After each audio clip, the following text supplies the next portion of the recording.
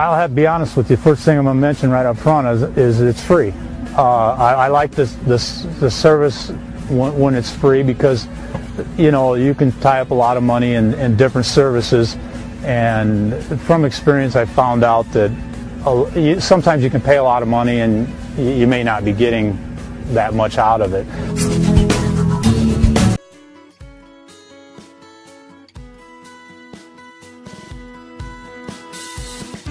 Good afternoon, welcome to GrainTV. It's January 28, 2014. I'm Logan Burgess. To my right here is Brock Shimano to help break down a relatively quiet trade session in Chicago. Let's jump into the quotes here and see where the grains closed out the day. Corn was up 1/4 cent, soybeans off 2 1/4. We had Chicago wheat up 2 1/2 cents, Kansas City wheat off 1/2 penny. So as I said, really not a lot to talk about in terms of price action, but I do think that there's some good things to take note of on the technical landscape, specifically when we're looking at soybeans here. Yeah, you know, soybeans, we did have a little bit of a mixed trade here today. We initially started the day off positively, but we ran up and met some resistance right around that 100-day moving average, which was in the 1290 area. We fell down from there, ultimately ending the day down 2 1/4 cents, but we were quite a bit lower. We did get some support on the low side from the bottom side trend line there that we have drawn on the chart.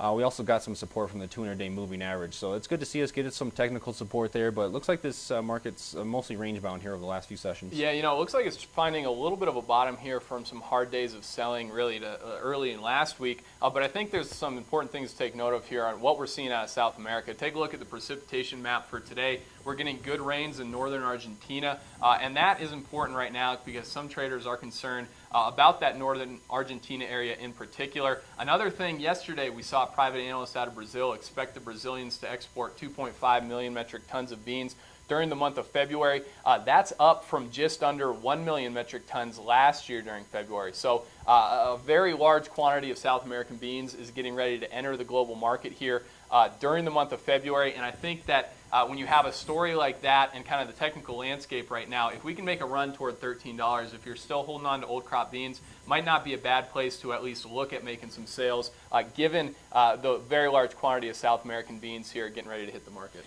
Let's turn our attention to the corn here. If we take a look at the March corn contract, the technical landscape, you can see that we've rallied over the last several sessions as well. Not substantial rallies, and we had a relatively quiet trade here today, but we did meet some technical resistance around that 434 area. Something that was initially supporting us early on was an export sale going to Spain, 110,000 metric tons there. So it's good to see some more demand coming back to the United States, especially on the export market. Yeah, you know, we are kind of retesting the highs that we printed the day following the January 10th USDA report. We're going to have to see some good demand side numbers enter this market, in my opinion, to see a strong move above that area.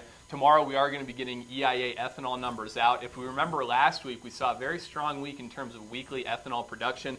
I wouldn't expect a very strong number this week just based on what we're seeing out of the ethanol crush margin. Take a look here at this chart. This details where that crush margin is sitting in dollars per bushel in eastern Iowa. And you can see here that really since January 10th, we've really seen the ethanol margin back off. Right now sitting about $2.60 per bushel. That compares to about $3.07 prior to that USDA report January 10th. So with those in mind and kind of seasonally what we expect out of ethanol production, I wouldn't expect ethanol numbers to be a strong bullish factor here for the corn market over the next couple weeks or so. I think if we're going to see a good rally, it's going to have to come from feed usage or export numbers as we saw today. You know, something that was rallying or helping the wheat market rally here a little bit was another export sale going to Egypt. We sold another 60,000 metric tons of soft red winter wheat to Egypt. So that's good to see us continue to win some of those tenders going to the Egyptian market and keep a little bit of a bid underneath this wheat market that's in dire need of some bullish news. Yeah, it seemed to be helping out today, but you know, as we looked at the quotes there at the beginning of the show, really not a lot of changes. Relatively quiet day on a Tuesday. We'll have to see what tomorrow brings.